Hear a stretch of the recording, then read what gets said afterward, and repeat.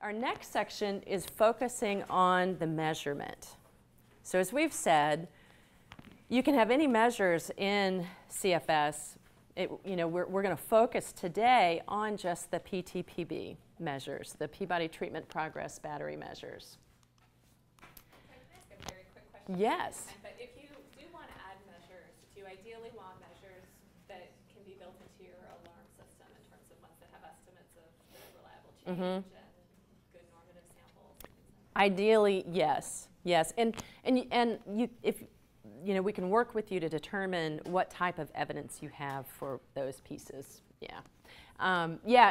The typical measures that are used are long, and you only use them at baseline or every 90 days or something like that. These need to be just like 4 questions, really, really fast. So the thing about an MFS, it's not going to give you diagnostic information. That's not what it's for. It's to give you enough information to track over time the main issues that are relevant to psychotherapy. And we'll limit it just talking about youth psychotherapy here.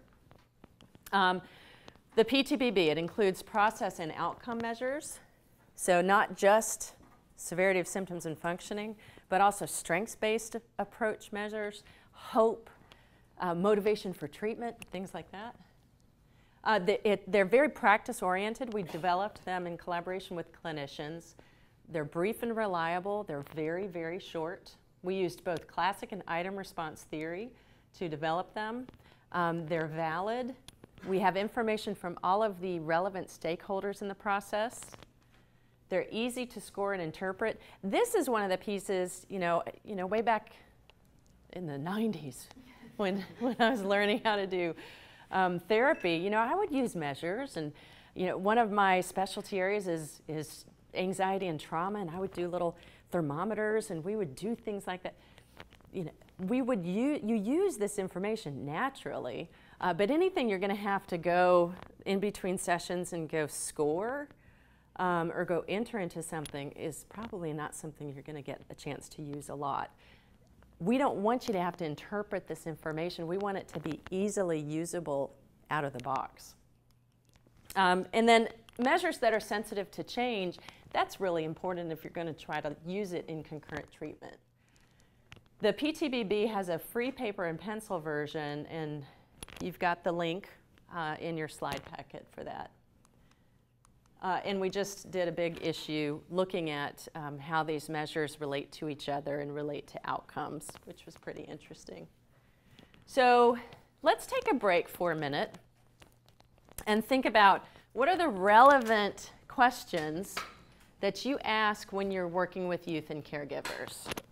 So if the area is, how's this youth doing overall, what are some of the important things you think there are to assess? Impairment? Oh, just yell them out. Yeah, I was just going to say impairment in specific areas like school versus home. So impairment, and then sort of settings, school, home. What else?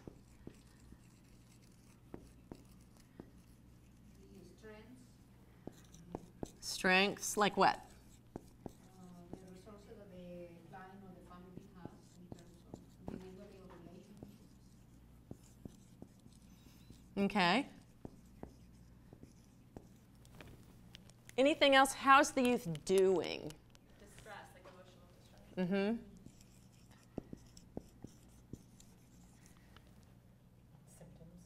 Symptoms? Yeah. Yeah. You can kind of go on and on with this. How are they functioning? How about the second area? How is treatment going with this youth?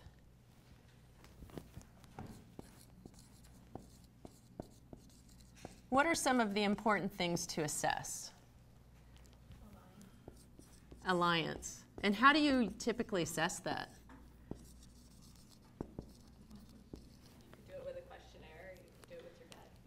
Mm-hmm. So, yeah, I mean, truly, I mean, as you practice now, how do you assess that? With your gut, and if the youth is sitting here doing this. I mean, my son literally tried to turn around in his chair at dinner the other night because he was mad because I didn't let him have his Pokemon cards. I could assess that relationship in that moment from his body language, couldn't I?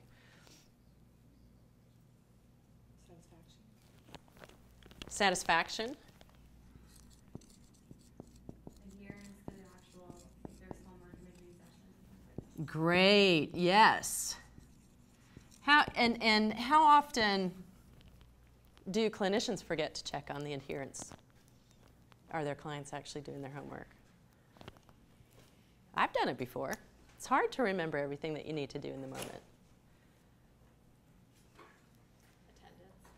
Attendance, are they even coming?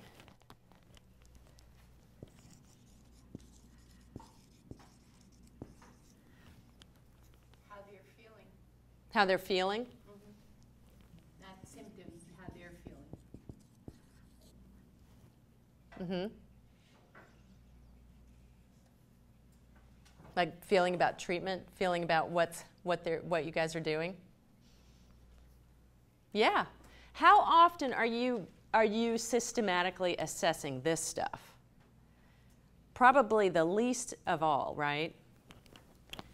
And then the other piece.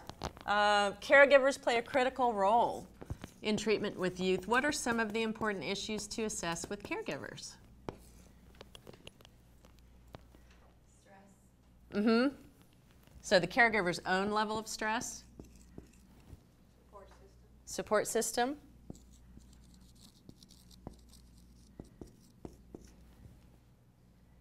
They themselves are, I personally think whether they themselves have psychopathology. Mm-hmm. Their own symptoms and functioning. Resources needed to support treatment, transportation. Mm-hmm. And for us, adherence becomes a big one because we're frequently asking parents to make significant changes in how they parent. Mm-hmm. Switching from punishment systems to reward systems, that sort of thing. Oh, yeah. I mean, how often have you had someone come in and say, here is my child, I will be back at 2. Yeah. Yeah. So in evidence-based treatment models or just in treatment as usual, are there times when you might not have much of a clue of how things are going with the caregiver because you've been focusing on this piece over here? Of course. Of course. I remember one therapist I talked to out in Arizona who had been using CFS for only a very short amount of time. And she shared a story with me. It was just the simplest thing. But, you know, in their treatment model, they typically only saw the parents for a little bit, you know, at the beginning or the end of treatment or even just in the waiting room. And she opened up a CFS feedback report once, and she saw that this caregiver's stress was off the charts. And that simple little thing is what helped her to understand the next time the family came in, she spent a little bit of time with the mom and got her into her own treatment. So she didn't have to, it didn't drive her off track. It helped her to assess what else was needed to be added. So our measures map onto these types of questions. This really is what they do. I'm going to give you the list here, and then I'll just talk about some specifics of some of the measures along the way. So how is the youth doing overall? We have severity of symptoms and functioning. That's very important. We have that rated by everyone, the youth, the caregiver, and the clinician. But, you know, that's the typical deficit-based model. We need other measures of how the youth is doing as well. So we also have a measure of life satisfaction completed by the youth and of hope completed by the youth. How's treatment going with the youth? These are more of the process-oriented measures. We have therapeutic alliance completed by the youth and the clinician, motivation for treatment by the youth, that's one of my favorites, counseling impact by the youth, and service satisfaction. And then the important caregiver issues, these are all completed by the caregiver. Caregiver strain, life satisfaction, therapeutic alliance, motivation for treatment, and service satisfaction. Now, this is a long list. There's no way we give every single one of these every session. We don't. We have a highly complex, sophisticated scheduler behind CFS, and we can tell it, give this one every 4 weeks, give this one every 8 weeks, give this one every 4 weeks, unless we say other. I mean, it'll do this for you, and you know, your goal is just not to have too many questions in any given week. And then the session report form that I'll talk about in a little while. So first, how's the youth doing overall? We have the SFSS. The questions in there correspond to the major issues that you would expect, including alcohol and drug use. It's a core indicator of how the treatment is going in terms of outcomes. And as we said before, we developed it using item response theory and classical test theory. We have 3 forms. We have a longer one, the full form at baseline.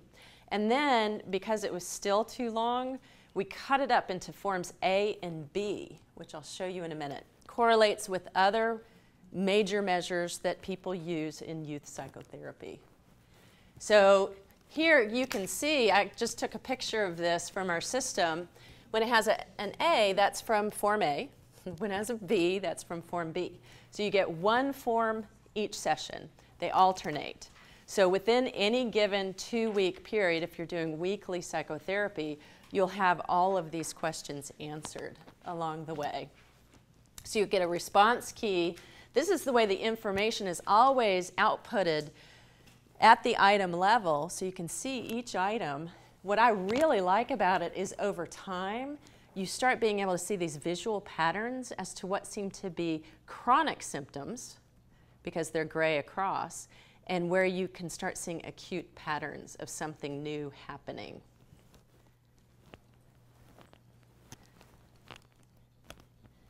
The youth life satisfaction gets at those different settings and asks the youth about their satisfaction in family, friends, school, living environment, and with themselves.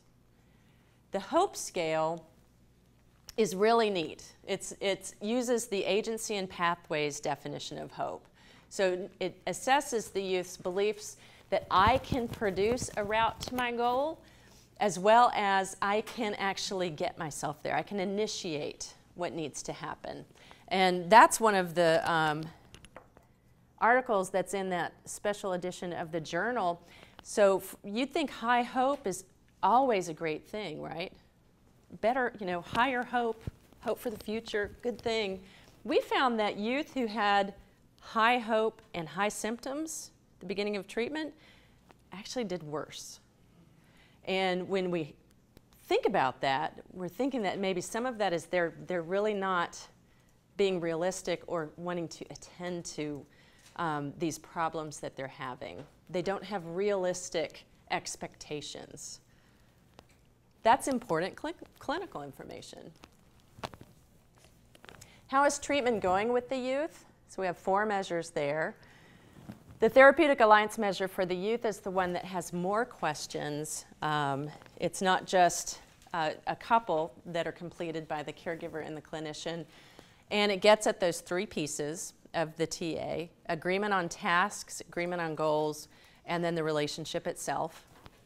The clinician, when they answer these questions, they only answer 4. How do you think the youth is going to rate the TA? And how do you rate it? And then how do you think the caregiver is going to rate it? How do you rate it? Because that discrepancy is what is most clinically relevant in terms of the information. The motivation for treatment scale can be really helpful. Do I recognize that I have a problem? Do I want help for it? Am I ready to get help for it? I mean, how relevant clinically is that? And to be able to have that as something that you track over time as you're addressing different issues in therapy can be very helpful. And then the counseling impact. I think somebody, I was sort of, when you said feeling, I was sort of thinking of that here, because the counseling impact can just really be, it's some very instrumental questions. Am I using what we're talking about in other settings? How do I feel about what we are doing here? Is it helpful to me? And then we also have a couple just baseline questionnaires only on expectations for treatment. That's very relevant information. Again, that's typically something that we just do verbally. You know, what do you think we're going to do? Here's what we're going to do. It helps to create that collaborative planning process from the beginning. And so we ask both about what do you think the outcomes are going to be and what do you think the process is going to be. For caregivers, there are 5 different measures. Caregiver strain gets at both the objective strain in terms of, you know, resources, financial and time and otherwise, and then the subjective strain, this has been so hard on me and my family. Their own life satisfaction, they rate the Therapeutic Alliance, they rate their motivation to participate in this use treatment, which has a big impact on adherence and attendance rather. All right, so that's the PTPB. And then we have this different little measure called the session report form. So has everyone done progress notes of some sort or another? Most people have. And there are all kinds of acronyms out there. You have the SOAP note and the DAP note. This is the SRF note. But really what it is it just gets at some of the main types of information that you need to document a session. Who was there? How long did it last? Where did you meet? So it can be combined, and one of the things that we do is we work with a clinic and we say, let us see your progress note, and then we try to combine them together. And this becomes something that gets completed by the clinician at each and every session. Because of what it adds, we have this last question has 20 different topic areas that are keyed to all of those other measures, and they're to address the clinician's behavior. A very, very simple way. We're trying not to get something that somebody had to interpret. Am I doing relaxation therapy right now? I think I am, but maybe Joe would define it differently. No, it's just, did you address behavioral issues? Yes, or no? Yes, I did. Yes, and it was a focus of treatment. So it's very, very simple. And each one of those topics keys to individual items in the PTPB or overall measure scores. And I'll show you how, what it looks like in a minute. We've done 2 studies with it so far, and it supports it. It's not a typical scale, so you can't really do reliability and validity as you would otherwise, but it's highly consistent. Really looks like what it shows is that as a clinician, you have your style. I'm going to relate to you the way I am right now because of me, not because of you. And then part of what I do changes because of who you are, which makes a lot of sense, right? What we want to do is to capture what works really well in that individual clinician's style, but ensure that what they're doing in a session is they're relating to what you think is important, not just what they think is important. So, for example, this is an example of a trend over time. Do you see that spike? Things really got worse fast. This is an SFSS completed by youth. Can anybody tell me, if you were looking at this on a feedback report, what more information would you want on that feedback report? What changed? What changed? My gosh, what's going on? You would probably go click on that item history button really fast because you want to see why things all of a sudden got really bad with this client. And if you're a supervisor, you'd really want to know, what did the clinician do in session 4? How did they respond to this? Were they addressing these acute issues that seem to have been popping up? That's what the SRF can do. This is a mock-up. This is not in our system yet, but this is how it would work. And it can work this way. You can use information in our system to do this manually. So what you see here are just 4 of the topic areas: behavioral issues, family, harm to self or others, school or work. And then the clinician, at the end of a session, they just check off really fast. I mean, it takes 30 seconds. No, I didn't address it, which is gray. I addressed it, which is blue. Dark blue is I addressed it, and this was an important focus of the session. So you can see that family issues are pretty important in this particular client relationship, and harm to self or others as well. The reason this isn't completely enacted yet is we're still trying to find the best visual way to then say, does this link to what people are actually saying on their questionnaires? So where you see the presence of the little stars, that means there are more item alerts by someone. And then you can just pull down and start seeing more information. So here, you can see that for the clinician, they're saying that, you know, this youth is really throwing things when they get mad, and they're getting in trouble. I didn't address that in that session. I filled these questions out, and so I had made it a focus in the next session. Do you see how this works? It's really interesting because what the little that we've seen when we look at these patterns right now is that this is where your biases really come out. And you know, one of the things I know from the international work that I've done, we all have biases. We really do. The goal in life is not to not have any. The goal in life is to know what they are and to be able to use them actively to understand yourself and how you relate to others. That's what this does. And so you can show this, and I've looked at these. When I do coaching sessions, we pull up real client-level clinical feedback reports, and we look at them on webinars, and I have the clinicians go through them, and you can see what information they're attending to. And then when you look at the SRF, you can see what they're not attending to. Maybe it's uncomfortable. One of the things that we've seen, for example, is that clinicians tend not to bring up alcohol and drug use. And when they're looking at the feedback reports, they bring it up more quickly because it's uncomfortable. But it still takes them 12 weeks. So in the meantime, think about it. For 12 weeks, you have a kid saying, I am using alcohol and drugs, and you're not addressing it in treatment. Why is that? Think about how you could use that in supervision to help support clinicians. All right.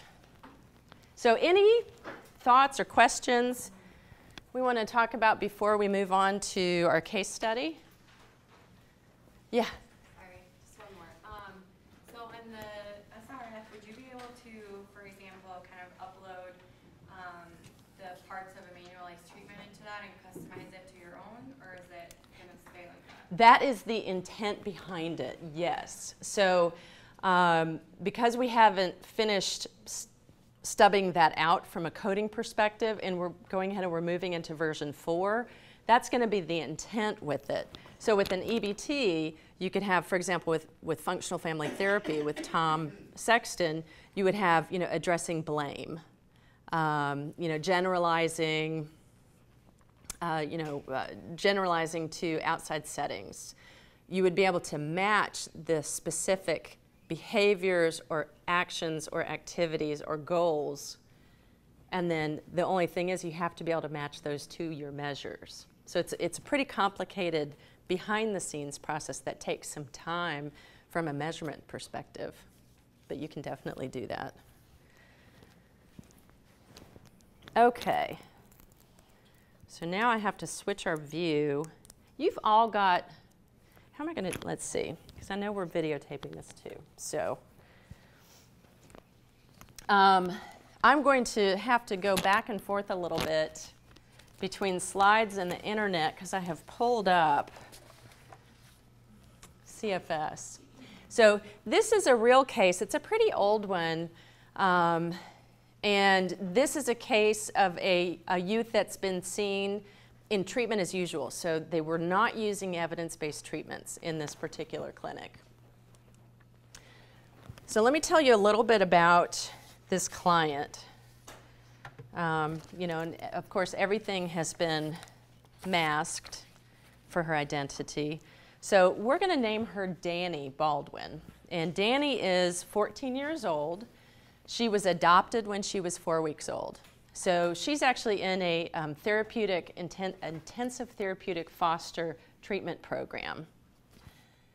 She, the presenting problem is that she was caught sexting nude pictures to her classmates. And there was actually a little bit more to it than that. Her teacher took her phone away because she was creating a disturbance in class, saw that she had nude pictures of herself, and took her to the principal at the end of the day. When she was taken to the principal, she also said that her father, she sent the sexts because her father was probably wanting to see me naked too. He looks through the keyhole in the bathroom door. I just make it easier for everybody with these pictures. Then everybody can get their thrills.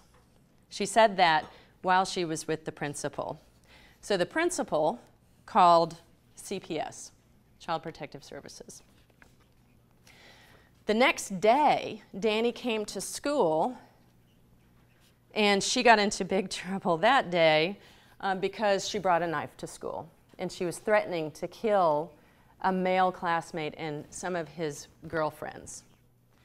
She was suspended for the rest of the year, and she actually can't go back to school until she petitions to the superintendent of the district. So you're the counselor who's going to see this client.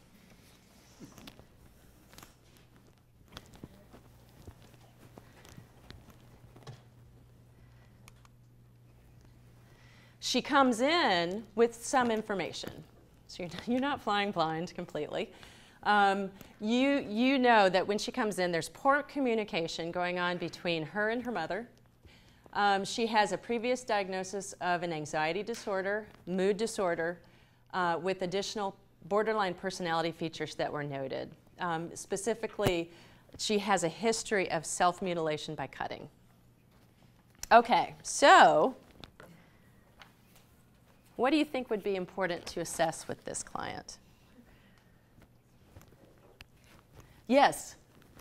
Marital relationship. The marital relationship with her mom and dad. Okay. What else? I want to know what she knows about her birth mother or how she came to be with the family. Okay. I'd want to know if she's being sexually abused by her dad. You'd want to know if she's being sexually abused by her dad. Mm-hmm. Well, we have a little more information. So she lives at home with mom and dad. She also has a 10-year-old sister, a birth child of her parents, her adoptive parents. And there are two older siblings. Kate is 19, so she's much older. She's a birth child of the parents. And then Bradley is her half-brother. And they are both away at college.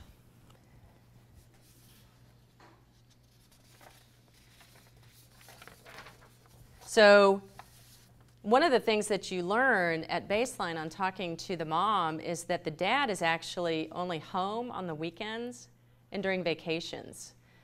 He goes around to grocery stores around the country and inspects food. That's his job. So he's rarely there. And mom, how do you think mom would be presenting? What would be your expectations of what mom would be like? An angry, codependent woman. An angry, codependent woman. Angry at whom? On the surface at the girl, but more deeply at her husband. Mm-hmm. Yeah, I mean, we can start. We have mental pictures of this. We have experience that, remember that filter, you know, all of the things that go into us being that mechanism of treatment? And deeper yet yourself. Mm-hmm. And so in deeper yet, so you would be expecting anger issues. I would be expecting more disappointment and depression. Mm-hmm. Disappointment and depression. And one thing that happened when the counselor was meeting with this mom for the first time, and she told us about it, she was actually kind of surprised.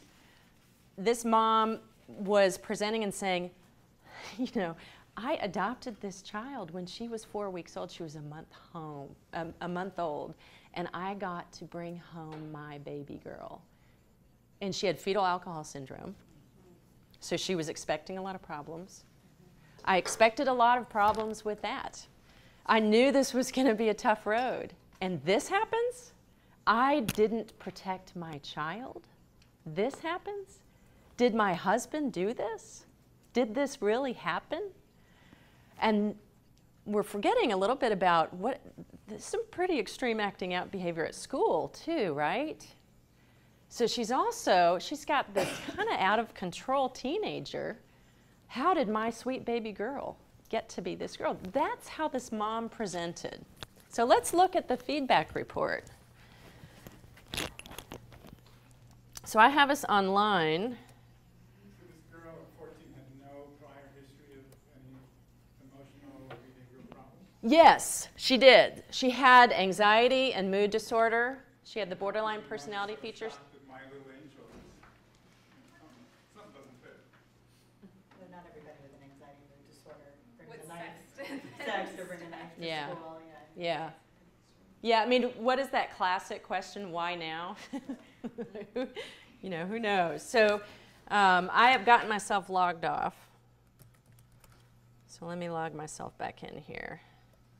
And two caveats from the beginning. I use Macs exclusively now, so I'm going to have some, I'm going to look a little bit like an idiot trying to navigate around on this PC.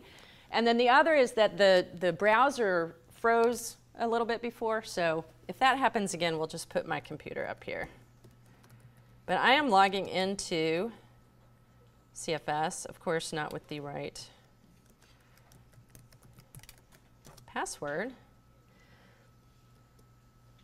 And we're not going to hang around on the dashboard a lot because we have a lot to do. So I'm going to go over to this place called the Quick Look. And this is where you can find anybody really fast. And it's got some nice treatment history information here.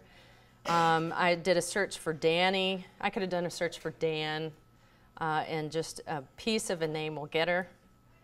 And I pull her up, and I can see all of her basic user management information, as well as her session information. So the page is going to go down, but I can see, what sessions, what dates, what phase of treatment. So you can have multimodal treatments, and it'll tell you at a glance how many sessions you're having within each of those phases. Whether or not sessions were held. So remember that metric. If one wasn't held, it would say no, and it would give the reason why even. Whether or not I'm completing my session report form, the paperwork completion rates, and then links to the feedback reports for each session. And that's really helpful to us when we're looking at case studies, because we always want to look at something old. So I've already clicked on her baseline report, but you would just click here and it would pull up. So here's her baseline report. Let's just have like a group discussion about this. What do you see here? And I'm trying to page down and not being successful, so I'll go over here.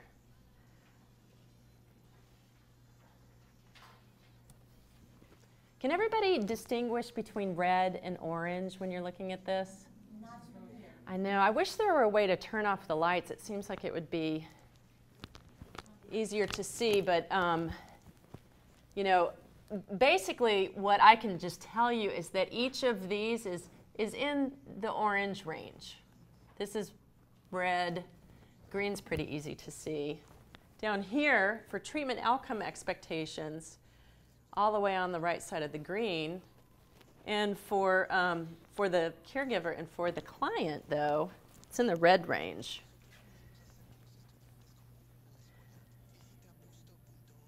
So let me interpret this for you. I mean, we've got severity rated by the client and the caregiver, the first two rows. From a superficial look at things, it looks like they're pretty much in agreement. There's very similar overall levels. In the moderate range, so this is a youth who is having problems. She's saying, I am having problems, so that's probably clinically a good thing. Her life satisfaction is in the moderate range. It's pretty close to being in the red, being poor. And her hope is also in the moderate range. Caregiver well-being, caregiver is stressed out as well in the moderate range. And then I just talked about treatment expectations. Is there anything here that you would particularly want to look at more deeply?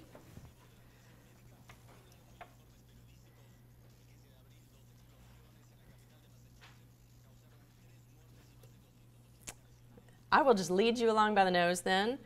Let's go ahead and look at treatment outcome expectations. Can I ask a quick question about your color coding? You mentioned that this was based on a treatment sample, the red.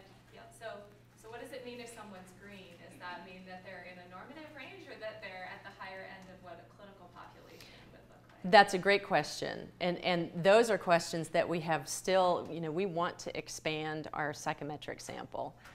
So we have not given any, when we're able to move to version 4, we're going to be able to collect data and patterns much more easily behind the scenes. But that's one of our questions is, when are you getting to the point where you know to discharge, for example? We still have to collect that information. So green could still mean needs treatment. It's just It could, yeah. In the context of kids who go there. Exactly. All right, so here, can everybody see the gray shading? Yes. There are only 2 items that are shaded in gray. These are the items that are on our treatment outcomes expectations measure. A 1 means I don't expect this. 2, I'm not sure. 3 means I do expect it. So looking at this pretty quickly is helpful. I can see right away that Danny is not so sure that counseling is going to help her solve her problem. In fact, she does not expect that, and that counseling is going to help her use her strengths. So those could be some issues that the clinician could bring into the very next session and talk about, because establishing what you expect from treatment is one of those ways of gaining collaboration in treatment.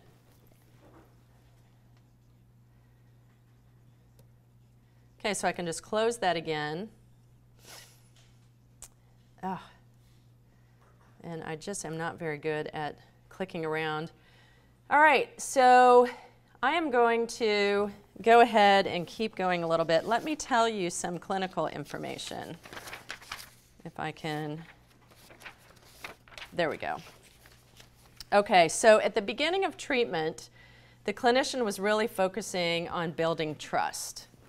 And she was following this kind of the systemic family approach.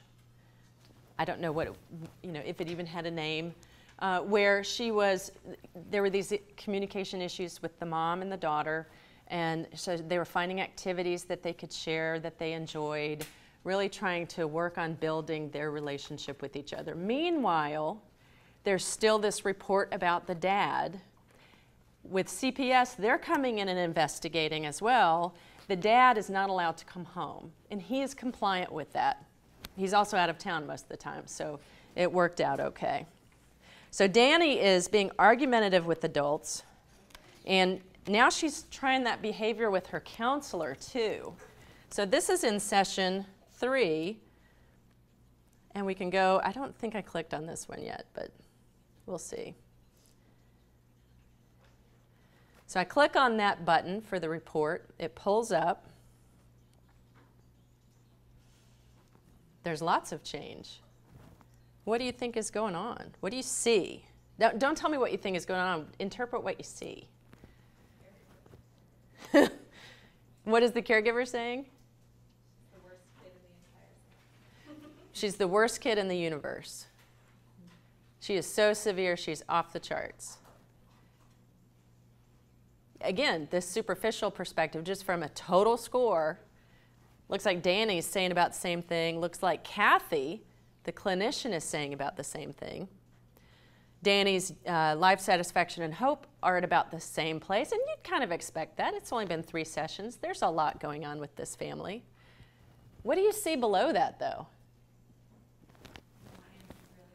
The alliance is really bad. Now, Len, I took umbrage with what you said earlier, Len. You said if you have a bad therapeutic alliance, it probably means you need to be fired. That's one of the things we make sure not to say. Because in a case like this, think about it. There is this accusation of alleged sexual abuse going on.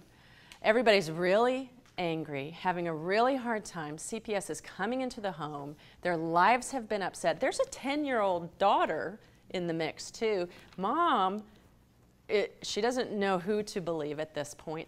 Things are really, really tough. And in comes Kathy Goodwin, the counselor. And she is just trying to establish her treatment with this family. And this youth is saying, I don't like you, apparently. Or she might be saying, I don't agree on our treatment tasks and goals. You see that and you say, I'm going to click on that button because I need more information. And one of the things we know about TA, and the reason Lynn said that, is that it's like measuring satisfaction. You are all satisfied, but if you're not, there's really something going on. It's the same with TA. It's really hard to measure because it's almost always good. So, you know, Dan, when you asked earlier about, you know, what is an item alert, with some items it could just be, I mean, with drug and alcohol use, if a youth says anything but, I am never using drugs and alcohol, that's an item alert because so few youth say that. For TA, it's the other way around. It's anytime there's even a small problem that becomes an item alert because so few youth said that in our psychometric sample. So what do you see here? The response key is up there. Totally, a higher score here is a good thing. It's in the positive direction. So what has changed?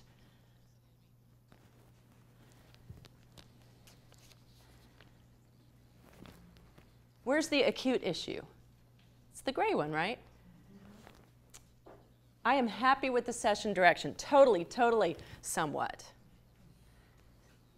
So when we look at what happened in session 3, Danny is starting to argue with the counselor too. At first she was very, you know, this person's on my side, she's here for me. She's arguing with peers via phone and Facebook. And the counselor is suggesting that that's probably not helpful, that that's going to keep these conflicts going that, you know, contributed to her bringing a knife to school. And she should stop communicating with her peers for a period of time until things get clearer. And Danny didn't like that at all. And so she's telling the therapist, I don't like what you're saying to me. So is this telling the therapist anything new? Probably not. But is this something that the therapist can bring into the next session? Probably. So feedback can do all of these things. It's not always going to lead to some light bulb of something that you didn't know, but it can give you additional information to bring in and also to be able to say, I heard you saying you don't like me. That's okay. I can handle that. And it gives you a visual way of doing that.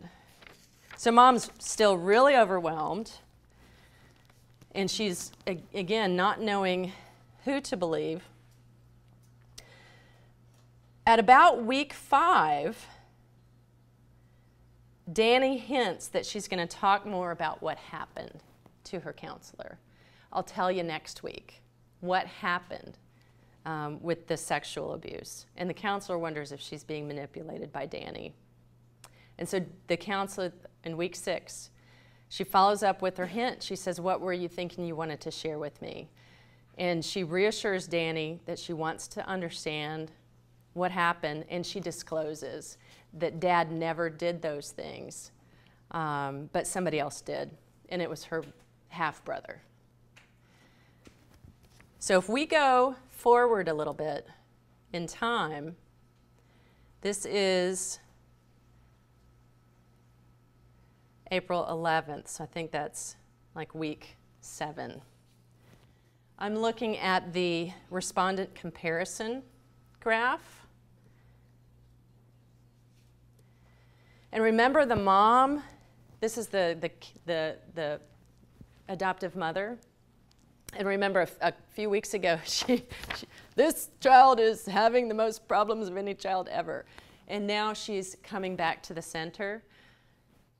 These are real feedback reports. The data are all copied from this real case in our system. I've made up a few things about the story, but what it lends itself to is a really compelling picture of how you can use that information to add something new to therapy along the way, and then how this is so descriptive of what happened throughout the course of treatment with this family.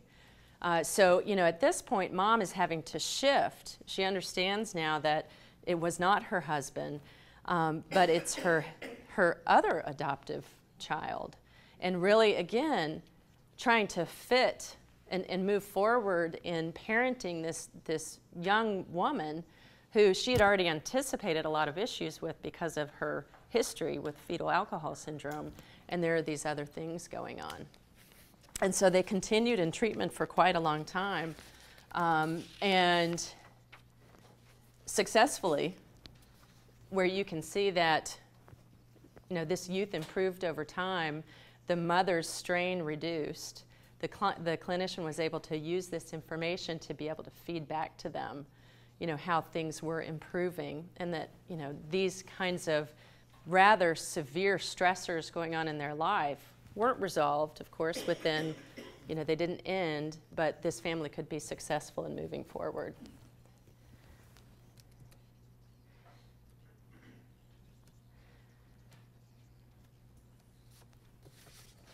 Any questions? I think. Yes, our last section. We're going to make it. It's so exciting to get through your slides. So that's just one example.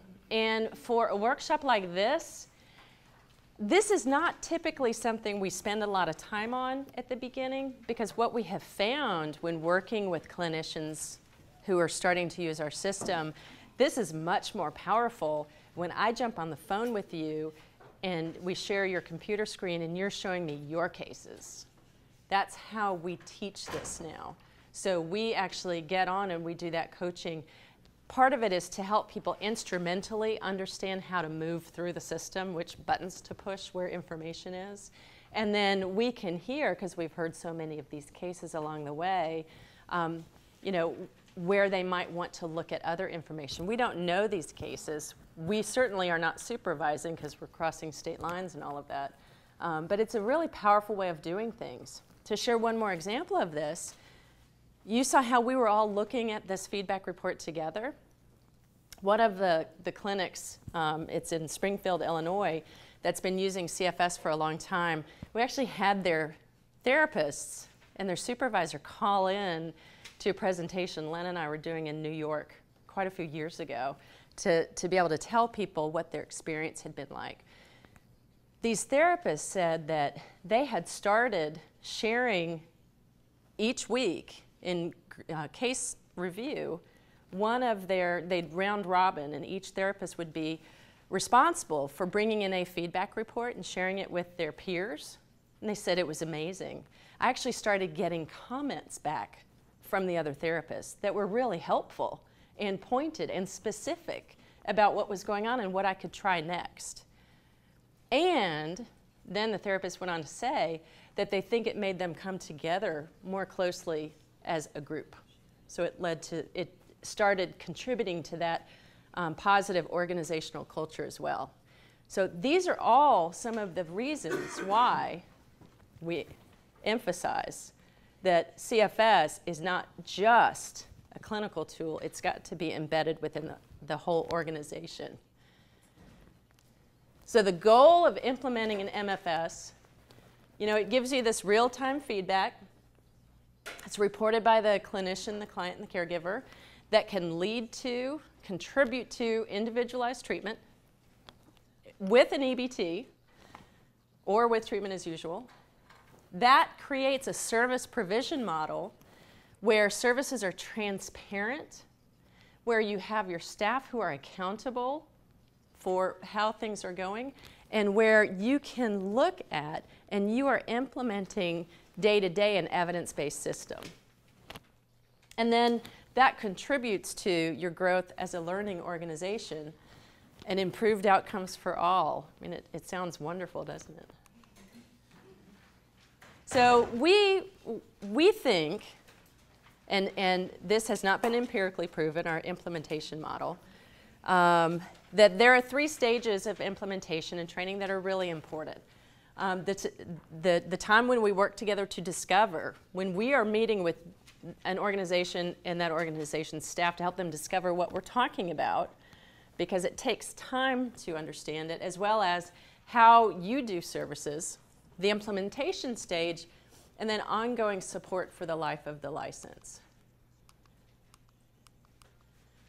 So pre-implementation, some of the key activities are a readiness assessment, a workflow analysis, and we emphasize a collaborative team approach. Some of this is based on best practices and evidence in the implementation of health information technology systems.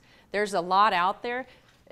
A lot of what we do brings in the research and the literature from fields other than psychology, because this is a technology that you're trying to implement, especially with a bunch of touchy-feely people like clinicians. And I'll show you some examples of the readiness assessment and the workflow analysis in a minute.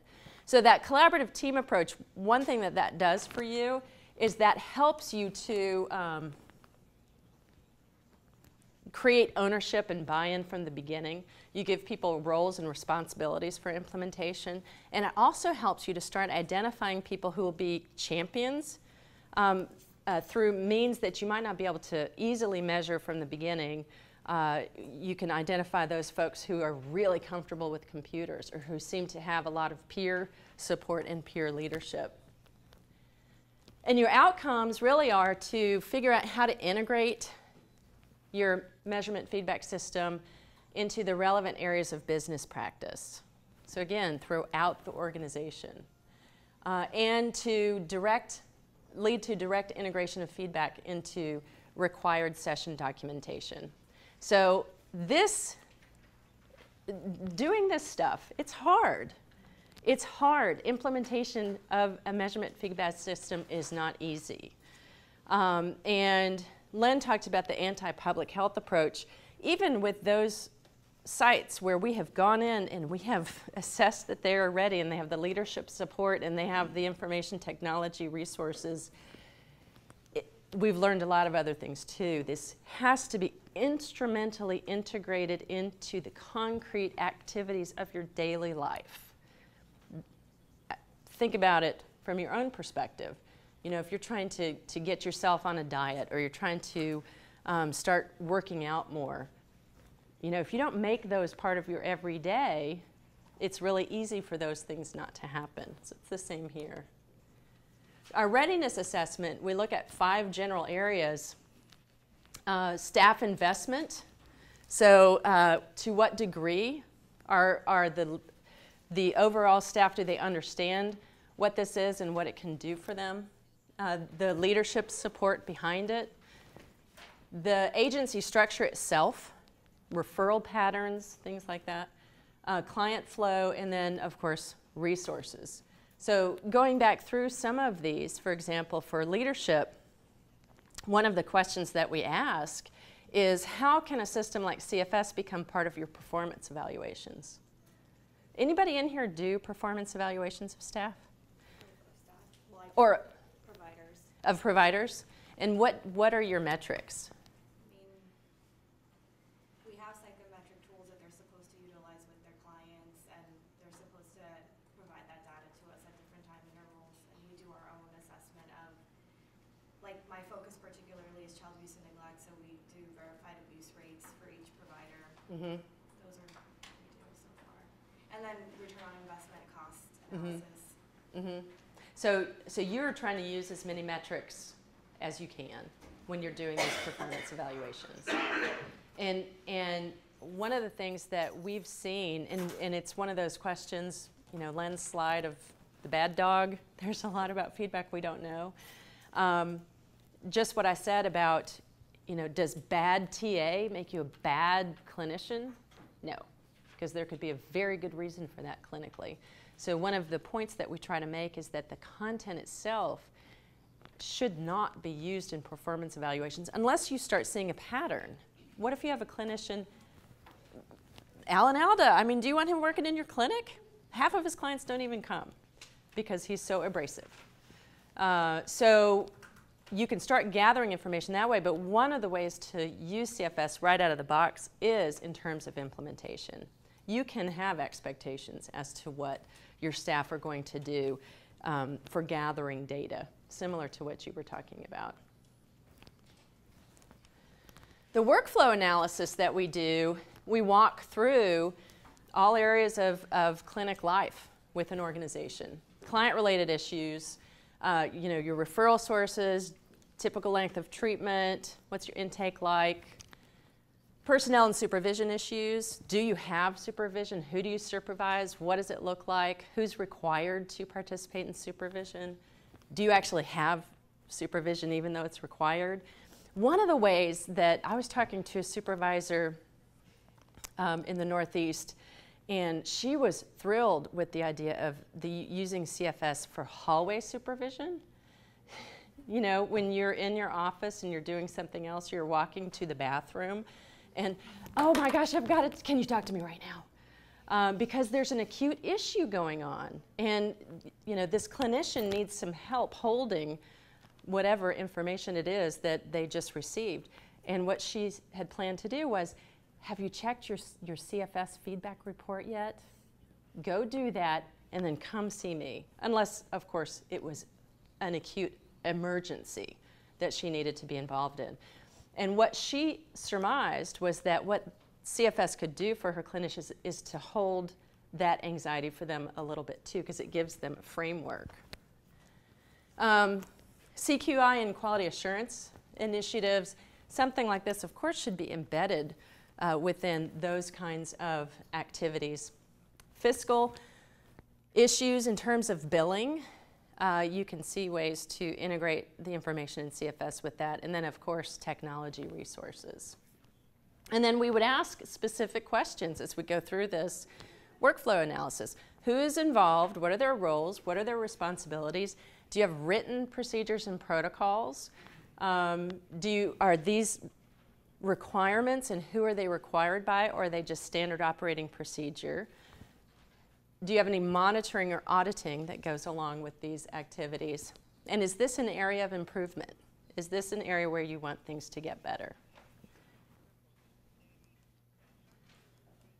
The key activities during implementation that we do, we train people on how to operate the system. We used to come out and do workshops like this. Almost all of it's online now because it's easy to operate. We don't need to use our resources at that level. What's not easy is to use it and to integrate it and to change your behavior. And so we do ongoing coaching for that, and then we provide a lot of leadership support. Some of the key outcomes are that one of our goals is to inoculate folks to common barriers. So I told you I was going to tell you some myths. We already talked about one, that this feedback, we just have to dispel the notion that this is just research or it's just outcome monitoring or we're just collecting these data for the state. I can't tell you how many states I've been in where the clinicians gather a lot of really useful seeming information and they never get it back because they just gather it for the state of California. They seem to be particularly bad at that. We also hear a lot, and I wonder if this has crossed into your minds, that this would be particularly helpful for new clinicians. I'd really like to use this with my students. Were any of you just thinking that? Maybe. But not with my experienced clinicians. So let's go back to what Len said about the blood pressure cuff. And this is from Michael Lambert. I love this. He says, and Len said, you know, in a research study, I can give the same clinician feedback on one client and not on another, and there's no contamination. The reason for that is it's like a blood pressure cuff. You don't ever want to go to your physician who's been in practice for 20 years and him to kind of look you over and say, you've great blood pressure. You don't. You want him to put the blood pressure cuff on you and measure it. because it's not something that you learn. What you're learning is how to use the information. You're not supposed to learn how, that all of a sudden feedback gets encapsulated into who you are.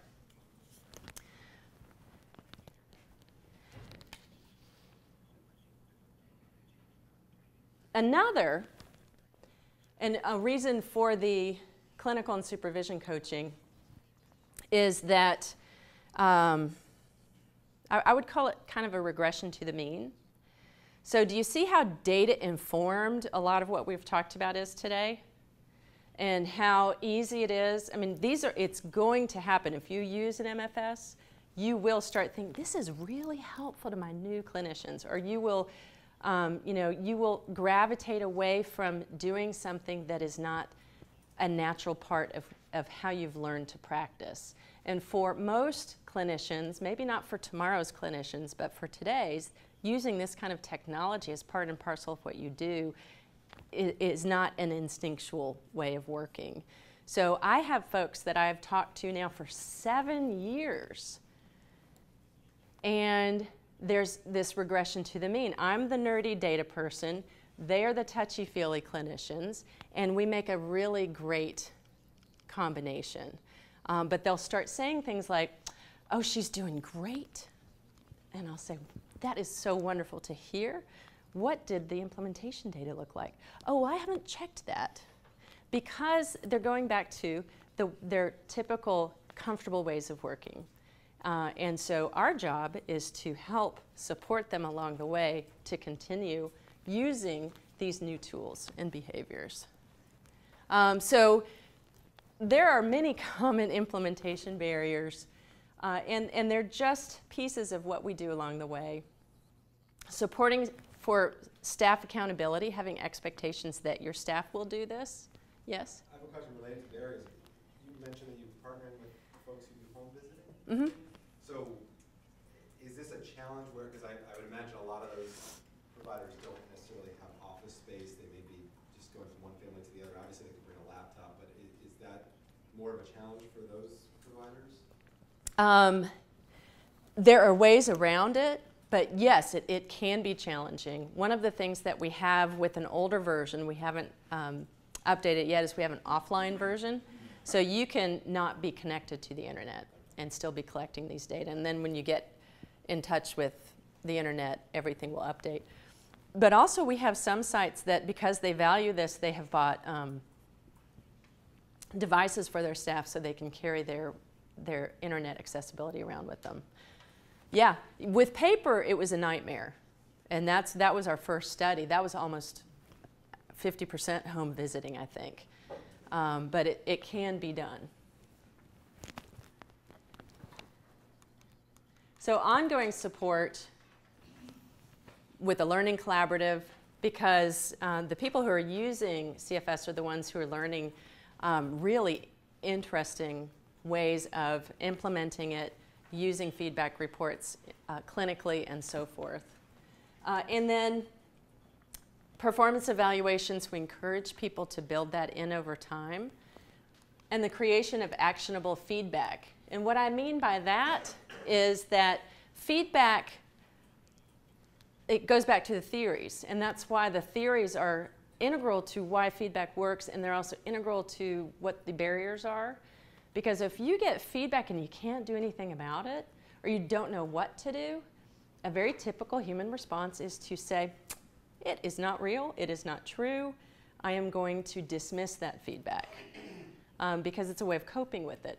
So as an organization gets better at using a measurement feedback system, at becoming more sophisticated, you've got good implementation, you've got to start linking it to actions. So that's kind of what I was talking about before.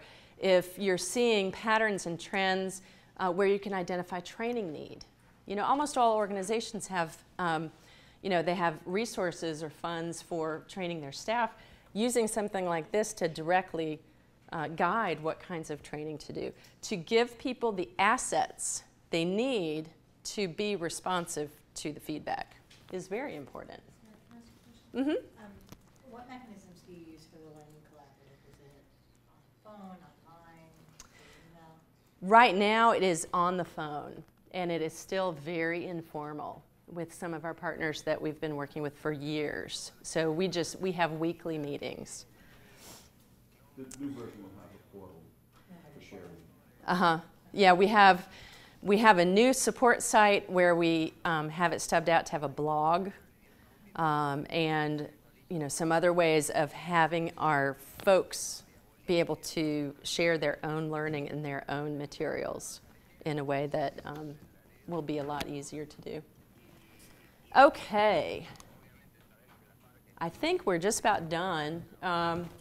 What we've talked about today throughout the whole day, including Len's presentation, is that the evidence really does support this idea. I mean, it's mind-boggling to think that we now have 2 studies that show that clinicians who just access feedback reports, because we don't know what they looked at, how they used it, we don't know anything about that yet. Accessing feedback reports, their clients improved more.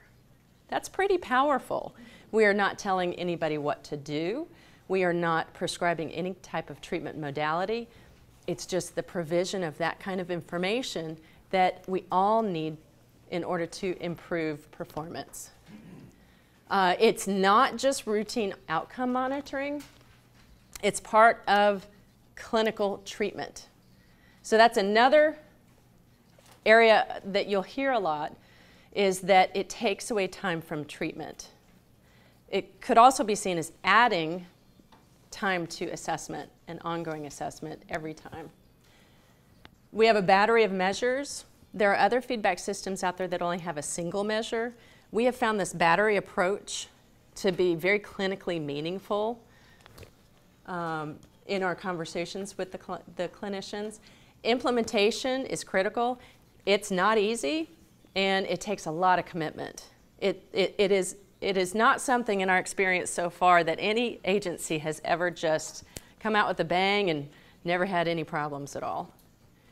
Should be integrated into all aspects of clinical practice. And the last one is the most important, really, is that actionable feedback is effective feedback, and it's going to improve implementation and all those other pieces as well. So on this last slide is our website and Len's email address. All right, well, thank you.